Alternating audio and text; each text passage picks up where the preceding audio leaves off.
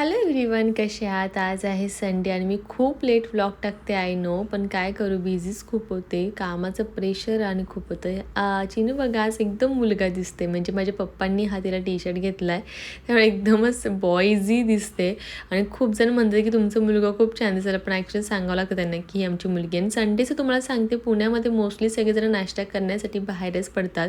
तर आम्ही आज आलो तो साऊथ इंडियन खायला आणि चिनूला पण इडली दिली होती आम्ही आणि ती खातेसुद्धा. तर खूप जण मला विचारतात की चिनूला तुम्ही काय खायला, तर ती आता एवढी मोठी झाली आहे की आम्ही तिला रेग्युलर जेवणसुद्धा आता द्यायला लागलो आहे आणि तिला आवडतं सुद्धा. म्हणजे स्पायसी वगैरे सगळं तिला आवडतं आणि एवढी हट्टी झाली आणि एवढी मारायला पण लागली ना चिनू.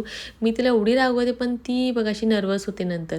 आणि आम्ही निघालो होतो शॉपिंगसाठी, इंदजीसाठी मी शॉपिंग करत होते आज. आणि काय करू, मला माझ्या नवऱ्याचं पण बघावं लागतं आणि चिनूचंसुद्धा बघावं लागतं, म्हणजे दोघांचं आणि प्लस माझं पण.